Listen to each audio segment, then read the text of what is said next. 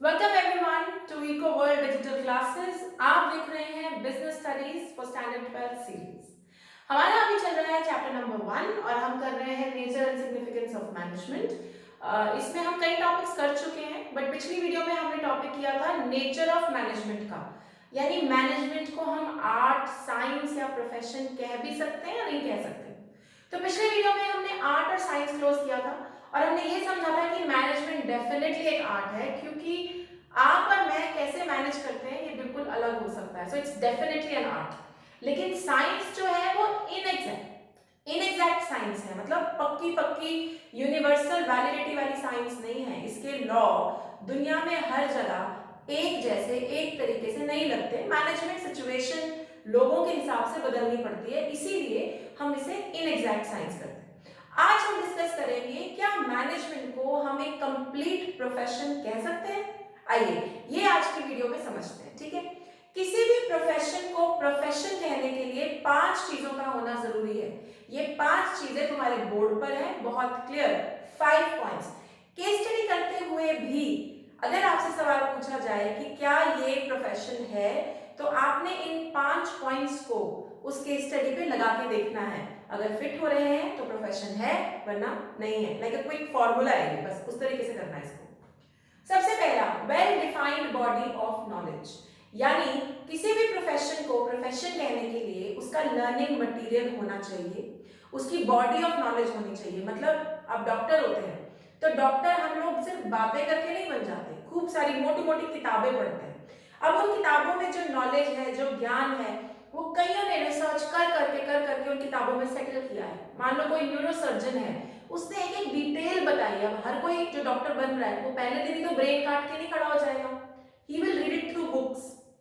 तो हर बुक में डिटेल है कि ऐसे होता है, ये वाली नस होती है, ये घूम के यहाँ जाती है, इसको काटने से ये हो सकता है।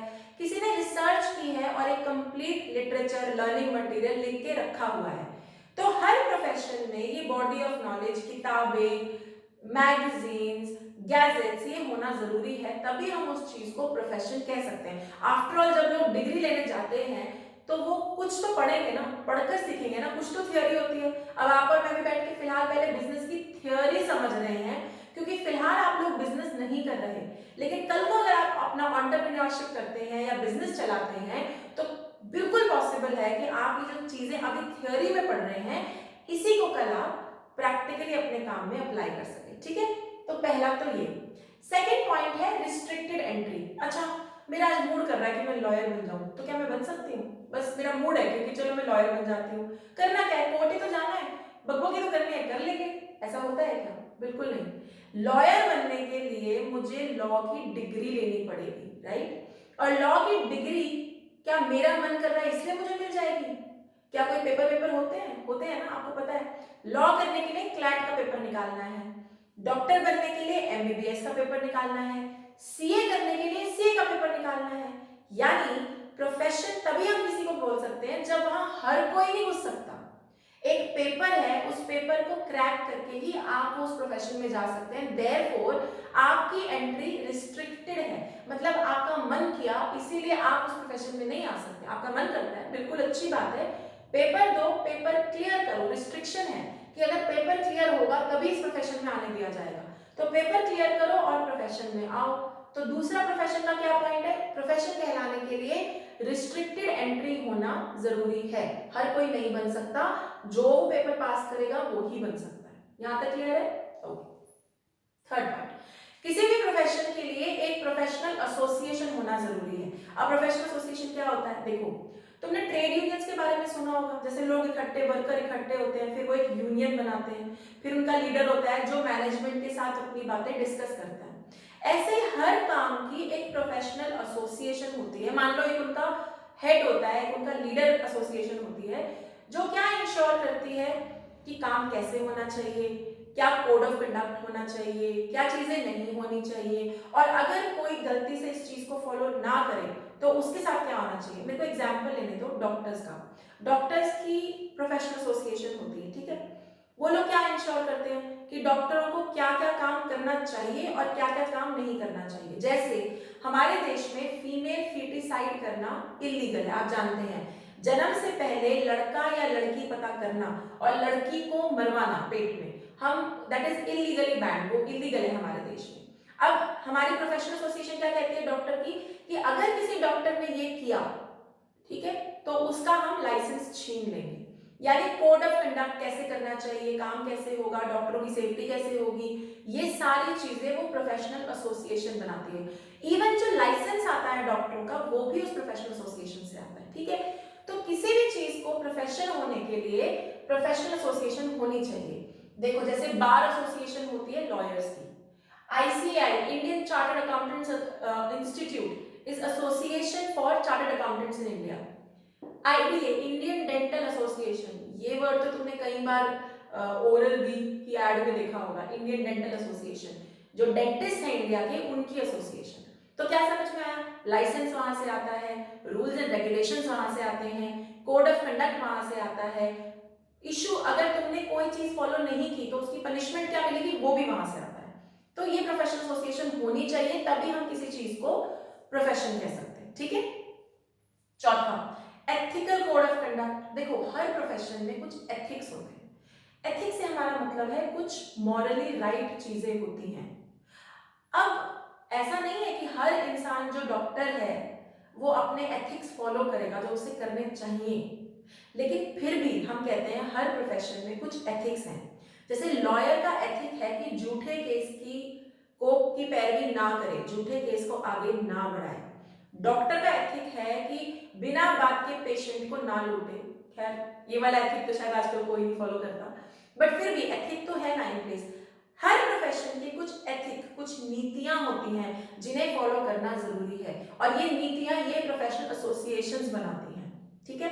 देखो हर कोई पकड़ा नहीं जाता, लेकिन जो पकड़ा जाएगा फिर उसके लिए पनिशमेंट जरूर है, okay, alright. And finally service motive. Profession को प्रोफेशन कहलाने के लिए कोई ना कोई सर्विस मोटिव होना चाहिए। डॉक्टर का सर्विस मोटिव लोगों की बीमारी को दूर करना और उन्हें अननेसेसरी लूटना नहीं। लॉयर का सर्विस मोटिव जो बेचारे फंस गए हैं, जो बोलते हैं ना जस्टिस पहुंचाना, न्याय देना, ट्रुथ को आगे लेकर आना, सच्चाई आगे लाना, ये लॉयर की। टीचर का सर्विस मोटिव ज्ञान बांटना नॉलेज देना बच्चों को, और इंश्योर करना कि बच्चे भी उसको सीखें, बीच रास्ते में कहीं गायब ना हो जाएं, ये टीचर का सर्विस मोटिव है। तो हर प्रोफेशन में कुछ ना कुछ सर्विस मोटिव होता है, और अगर ये 5 चीजें होंगी तभी हम किसी भी काम को प्रोफेशन बोल पाएंगे, okay, are we clear, alright. अब सवाल ये उठता है, वेरी इंपॉर्टेंट सवाल, कि क्या मैनेजमेंट एक प्रोफेशन है, क्या हम मैनेजमेंट को एक प्रोफेशन कह सकते हैं। तो चलो एक एक करके सारे स्टेप्स को इवैल्यूएट करते हैं। पहला step, well defined body of knowledge. क्या मैनेजमेंट में है, बिल्कुल है, आप किताबें तो पढ़ रहे हैं, और आगे भी अगर आप MBA करेंगे, BBA करेंगे तो बहुत किताबें, बहुत थ्योरीज हैं जो हम पढ़ेंगे। तो मैनेजमेंट में भी बॉडी ऑफ नॉलेज तो है, तो मैनेजमेंट में बॉडी ऑफ नॉलेज है, इस हिसाब से ये प्रोफेशन है। Second, restricted entry. मैनेजमेंट में रिस्ट्रिक्टेड एंट्री कुछ हद तक है। अब इसको ऐसे समझो, जो बच्चे मैनेजमेंट में जाना चाहते हैं वो MBA करते हैं, कैट का पेपर निकालते हैं, कैट या जैट, तो उस हिसाब से थोड़ी बहुत रिस्ट्रिक्टेड एंट्री है। लेकिन क्या मैं ये कह सकती हूँ कि जिस बंदे ने MBA नहीं करी वो मैनेजर नहीं बन सकता? क्या हम बोल सकते हैं ऐसा? नहीं, ऐसा हम नहीं बोल सकते, क्योंकि मैनेजर वो है जो दूसरों से एफिशिएंटली, इफेक्टिवली काम करवा पा रहा है। तो वो तो आप बिना MBA की डिग्री भी कर सकते हैं।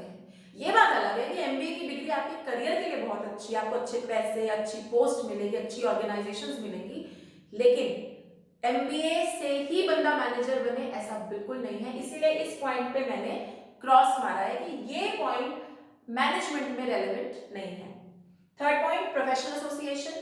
मैनेजमेंट में भी एक प्रोफेशनल एसोसिएशन है जिसका नाम है एमा, ऑल इंडिया मैनेजमेंट एसोसिएशन। लेकिन प्रॉब्लम पता क्या है एमा की, एमा को सारे एम ही लेते हैं, कोई इसे सीरियसली नहीं लेता, इनकी कोई लाइसेंसिंग नहीं आती इनकी तरफ से, ये कोई कंपल्शन नहीं रखते कि इनको फॉलो करना है, और ना ही कोई इनकी तरफ से रिस्ट्रिक्शंस आती हैं, पनिशमेंट्स आती हैं। इसीलिए ये सिर्फ नाम मात्र के लिए प्रोफेशनल एसोसिएशन है, अदरवाइज नहीं है, ठीक है। एथिकल कोड ऑफ कंडक्ट और सर्विस मोटिव, ये तो मैनेजमेंट में शायद ही है। सर्विस मोटिव का तो सीन ये है कि मैनेजमेंट की अपनी इच्छा है कि वो सर्विस मोटिव करना चाहेंगे कि नहीं। मेजरली सारी बिजनेस ऑर्गेनाइजेशंस के 3 मोटिव्स होते हैं, आपको याद होगा हम ऑब्जेक्टिव्स कर चुके हैं। ऑर्गेनाइजेशनल ऑब्जेक्टिव जिसमें सर्वाइवल, ग्रोथ और प्रॉफिट आता है, पर्सनल ऑब्जेक्टिव जिसमें एम्प्लॉइज की ग्रोथ की बात आती है, एंड सोशल ऑब्जेक्टिव्स कई कबार जहां पर सोसाइटी का फायदा करते हैं। अब सोसाइटी का फायदा करना हर बिजनेस ऑर्गेनाइजेशन की इच्छा नहीं होती, इसीलिए हम ये नहीं कह सकते कि सर्विस मोटिव डेफिनेटली होता ही होता है मैनेजमेंट का, नहीं। दूसरी बात, ethical code of conduct management में क्या है, अच्छी गुड्स देना, अच्छी क्वालिटी पे देना, अच्छे प्राइस पे देना, अननेसेसरी लूटना नहीं, अननेसेसरी परेशान नहीं करना।